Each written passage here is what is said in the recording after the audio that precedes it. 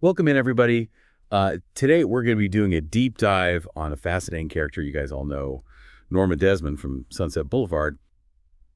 And we're going to be looking at her through the lens of the Enneagram, specifically the sexual four personality type, so sometimes called the competitive four. So if you ever thought about whether or not a personality typing system could give us a deeper understanding of fictional characters.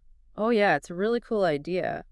So to kind of unpack Norma, we're going to be using two sources today.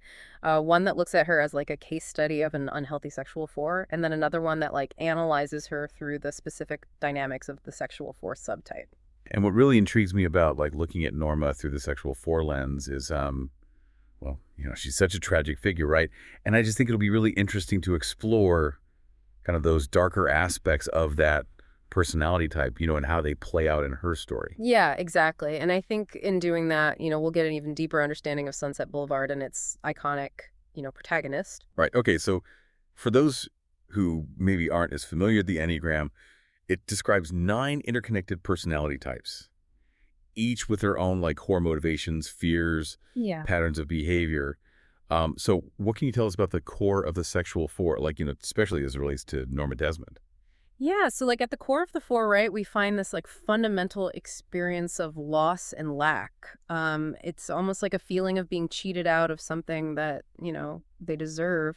And this kind of drives a need for what we call compensation. And we see that so clearly with Norma, think about her opulent mansion, all those constant reminders of her past stardom. She surrounds herself with these external trappings, but it's almost like she's trying to fill that inner void, you Yeah, know? she's built this gilded cage for herself, right? Yeah. Clinging to this idea of herself as this revered star, even though the world has moved on. It's um, her refusal to acknowledge the passage of time, right? You see all these retouched portraits of her everywhere. It's almost painful to watch. I mean, is that all part of this compensation that you mentioned? Oh, absolutely. Yeah, it's all about creating this persona, right? This idealized version of themselves to mask that deep sense of inner deficiency, that's so central to the four. So they project this image of specialness and uniqueness to compensate for feeling unworthy.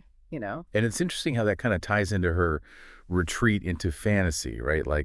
Her idealized past and this elaborate world that she creates where she's still a star. Yeah, for Force fantasy becomes a coping mechanism. It allows them to escape the pain of their present circumstances while, still kind of clinging to this sense of It's like her significance. former director, Max, right? He's still catering to her every whim. What a big enabler in her fantasy world, wouldn't you say? Oh, yeah, definitely. He plays into her delusions, no doubt about that. She's built this fortress out of nostalgia and make-believe. But you also see how deeply she craves love and admiration, right? There's a real vulnerability underneath all that grandeur and drama. And then, of course, you have her relationship with Joe Gillis, which is anything but stable. Right. Well, that intense yearning for connection, that's another key aspect of the four, but it often goes hand in hand with this deep fear of rejection and abandonment. And this can, lead to some pretty intense, even possessive relationships. And this is where we start to see the more specific dynamics of the sexual four subtype emerge, right? Exactly. Yeah. Yeah, this subtype adds a competitive edge, almost an aggression to the mix as they kind of try to assert their own importance. It's like they need to devalue others to feel more valuable themselves. Oh yeah, there's so many examples of that in the film. The way she talks about the new Hollywood with that, that biting line, the pictures got small. You can just feel the disdain dripping from her. It's Mhm. almost like she can't stand the idea of anyone else having what she's lost. Yeah, that's a perfect example of what we call active devaluation. It stems from, that deep-seated envy that's so characteristic of the sexual fours. They see what others have, what they lack, and it fuels this, competitive fire in them. And it's not just about being mean-spirited, though. It's more about, trying to soothe that inner sense of lack by diminishing others. So we've got this intense need for validation, this pattern of idealizing and then devaluing others, and this tendency towards, dramatic emotional expression. It almost feels like a recipe for disaster, especially when it comes to relationships. And that's where the issue of control comes in, right? Sexual fours, especially when they're unhealthy, they can become incredibly controlling in relationships because they're so terrified of being abandoned. And we see that play out so tragically with Norma and Joe. Think Yeah. about her extreme reactions when he tries to pull away the threats of self-harm, the financial manipulation. She even resorts to violence in the end. I mean, it's heartbreaking to watch that escalation. It certainly does highlight the destructive potential of these unhealthy patterns, Uh-huh. but on a less extreme level, I mean, haven't we all kind of experienced a bit of that possessiveness, that fear of losing someone we care about deeply, right? It's a reminder that even these seemingly larger than life characters, they can offer us insights into our own vulnerabilities and motivations. Yeah, it's like we can almost see those unhealthy patterns, like reflected in how she treats Joe. Um, our sources actually break down the sexual four relationship pattern into like three distinct phases. So can you like elaborate on those a little bit? Oh, yeah, absolutely. It's a fascinating progression, and in Norma's case, a rather tragic one.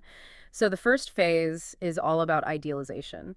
The sexual four projects all of their romantic fantasies onto the other person, seeing them as like the answer to their longing, that missing piece they've been searching But for. we see that with Norma right away, Yeah. right? She's instantly infatuated with Joe, showering him with gifts, compliments. Yeah. It's almost like she's trying to recreate those Yeah. days, when she was adored by fans and studio execs. Yeah, exactly. Those lavish dinners, the expensive clothes, her constant praise of his talent.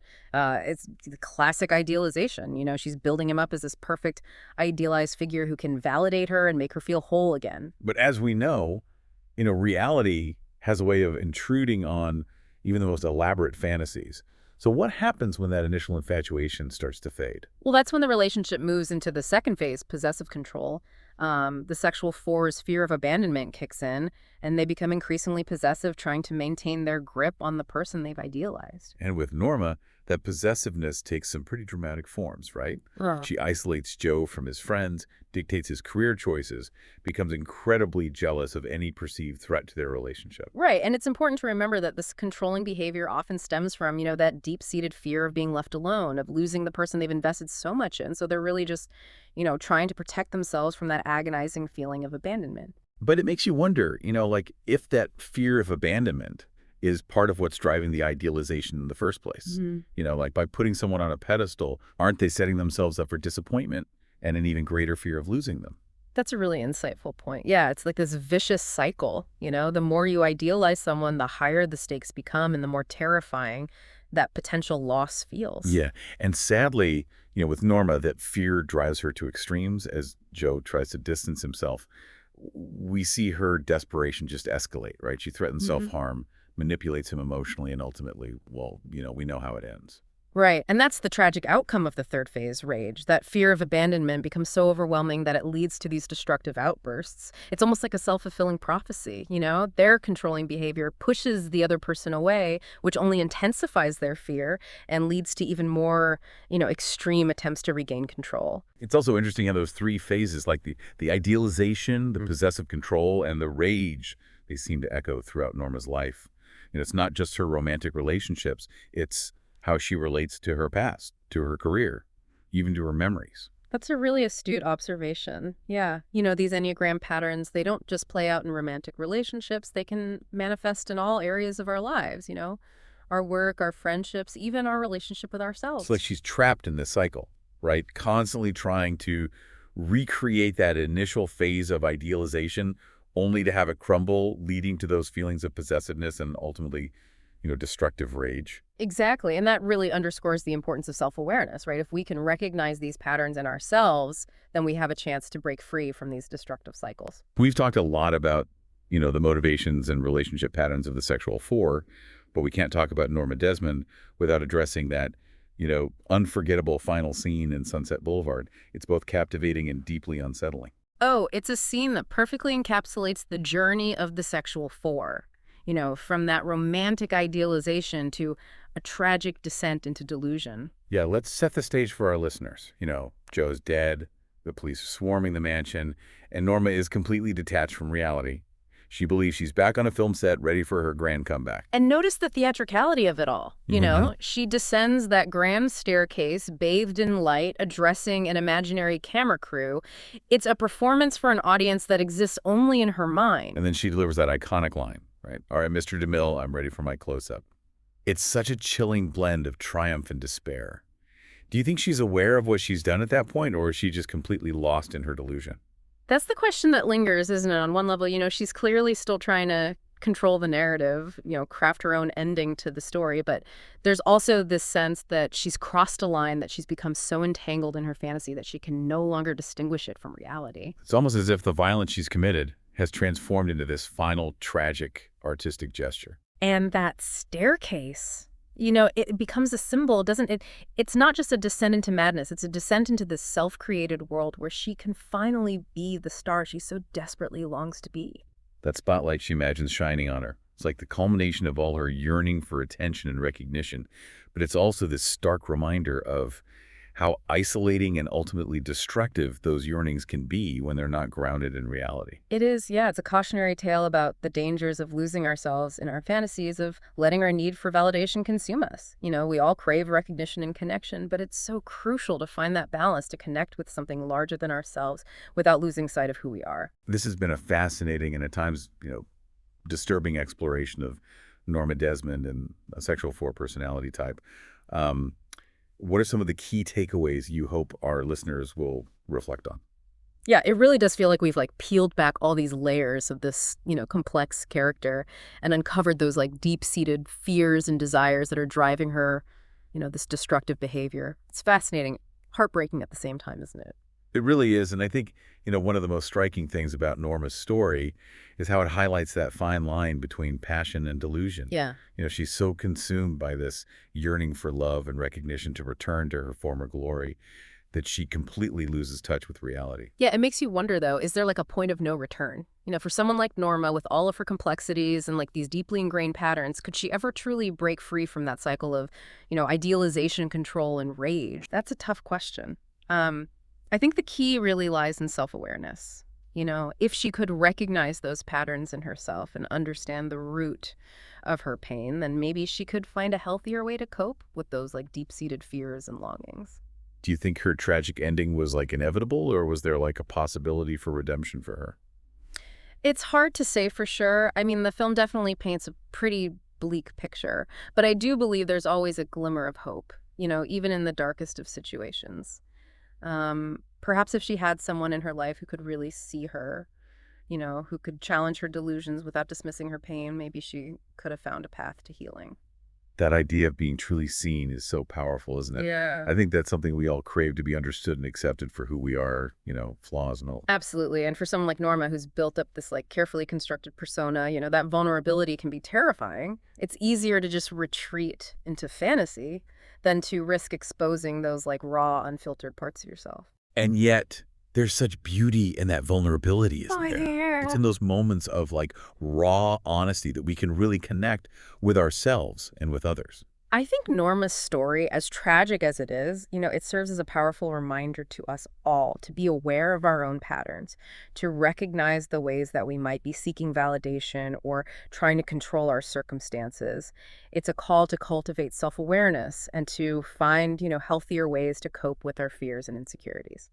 So, what are some practical steps that our listeners can take to, cultivate that self-awareness and break free from, those unhealthy patterns? Well, one of the most important things is to just pay attention, to those recurring thoughts and feelings, those patterns that keep showing up in our lives.